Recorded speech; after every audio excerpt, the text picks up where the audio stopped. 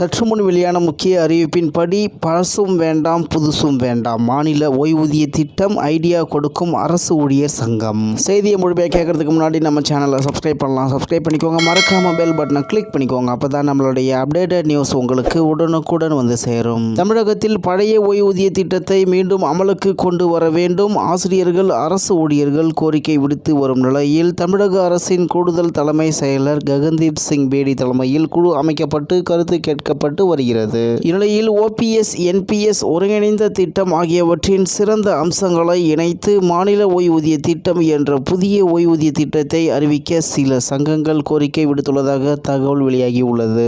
அரசு பணியாளர்களுக்கான பழைய ஓய்வூதிய திட்டம் ஓபிஎஸ் 2003 முதல் ரத்து செய்யப்பட்டு பங்களிப்பு ஓய்வூதிய திட்டம் என்பிஎஸ் நடைமுறையில் உள்ளது. தற்போது தமிழகத்தில் மட்டும் சுமார் 6.24 லட்சம் பணியாளர்கள் இந்த திட்டத்தின் கீழ் உள்ளனர். இந்நிலையில் மத்திய அரசு புதிதாக ஒருங்கிணைந்த ஓய்வூதிய திட்டத்தை அறிவித்திருந்தாலும் ஊழியர்கள் அதை ஏற்க மறுத்து பழைய ஓய்வூதிய திட்டத்தை மீண்டும் கொண்டு வர வேண்டும் என வலியுறுத்தி வருகின்றனர் அரசு ஊழியர்கள். மேலும் ககன்தீப் சிங் பேடி இந்நிலையில் தமிழக அரசின் கூடுதல் தலைமை செயலர் ககன்தீப் சிங் பேடி தலைமையிலான குழு ஊழியர் சங்கங்களிடம் பரிந்துரைகளை கேட்டு வருகிறது. அதற்கு தமிழ்நாடு சுகாதார ஆய்வாளர் சங்கம் ஒரு புதுமையான யோசனையை முன்வைத்துள்ளது. அதாவது ஓபிஎஸ் என்பிஎஸ் ஒருங்கிணைந்த திட்டம் ஆகியவற்றின் சிறந்த அம்சங்களை இணைத்து மாநில ஓய்வூதிய திட்டம் என்ற தற்காலிக தீர்வை அறிவிக்கலாம் என அந்த சங்கம் வலியுறுத்தி உள்ளது. அதன்படி பரிந்துரையின் முக்கிய அம்சங்களாக பணிக்கால அடிப்படை 25 ஆண்டுகள் பணிக்காலம் நிறைவு செய்தால் முழு ஓய்வூதிய தகுதி குறைவானவர்களுக்கு விகிதாசார அடிப்படையில் வழங்கலாம்.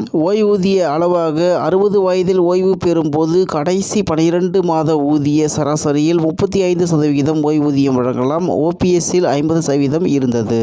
அடுத்ததாக அதிகரிப்பு முறை ஒவ்வொரு 5 ஆண்டுகளுக்கும் 5% உயர்வு. இதனால் 75 வயதில் 50% ஊதியம் கிடைக்கும். மேலும் பங்களிப்பு முறை ஊழியர் ஊதியத்தின் 10%, அரசு 20%. இது கார்பஸ் ஃபண்ட் எனும் பொது நிதியில் சேர்க்கப்படும். ஊழியரின் 10% பங்கு ஓய்வுக்கு பிறகு வட்டியுடன் திருப்பி வழங்கப்படும். மேலும் குறைந்தபட்ச ஓய்வூதியம் 10 ஆண்டு பணிக்காலம் நிறைவு செய்தவர்களுக்கு மாதம் ரூபாய் 10,000. மேலும் அடுத்ததாக ஊதிய உயர்வுக்கு வயது அடிப்படை 65 வயது, குறைந்தபட்ச ஓய்வூதியம் 70 வயது, அடிப்படை ஓய்வூதியத்தில் 40% கூடுதல். மேலும் குடும்ப ஓய்வூதியம் பணியாளர் ஓய்வூதியத்தில் 60% வழங்கப்படும். நிதி மேலாண்மை தமிழ்நாடு ஓய்வூதிய நிதி மேலாண்மை வாரியம் அமைக்க வேண்டும். கருவூலத்துறை கணக்கு துறை கமிஷனர் தலைமையில் செயல்பட வேண்டும். ஊழியர் அரசு பங்களிப்புகள் வங்கிகளில் முதலீடு செய்யப்பட்டு வீடு வாகனம் தனிநபர் கடன்களாக வழங்கலாம். மேலும் ஓபிஎஸ்ஐ மீண்டும் கொண்டு வர அரசு தயக்கம் காட்டுவதற்கு காரணம் அதிக நிதி சுமை. அதே நேரத்தில் என்பிஎஸ்ஸில் பணியாளர்களுக்கு பல பிரச்சனைகள் உள்ளன. இந்நிலையில் ஓபிஎஸ் என்பிஎஸ் ஒருங்கிணைந்த திட்டம் ஆகியவற்றின் சிறந்த அம்சங்களை இணைத்து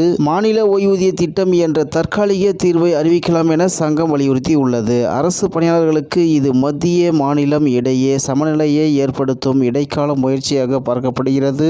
அதன்படி ஓபிஎஸ்ஐ முழுமையாக கொண்டு வர முடியாவிட்டாலும் இந்த மாநில ஓய்வூதிய திட்டம் குறைந்தபட்ச ஊழியர்களுக்கு ஒரு நிவாரணமாக அமையுமா என்ற கேள்வியும் எழுந்துள்ளது என்று தகவல் வெளியாகி உள்ளது என்பது குறிப்பிடத்தக்கது. இத்துடன் இன்றைய முக்கிய செய்தி நிறைவு பெறுகிறது. மேலும் இது போன்ற செய்திகளை உடனுக்குடன் தெரிந்து கொள்ள ஆர்கே நியூஸ் தமிழ்நாடு சேனல் உடன் இணைந்திருங்கள். நன்றி, வணக்கம்.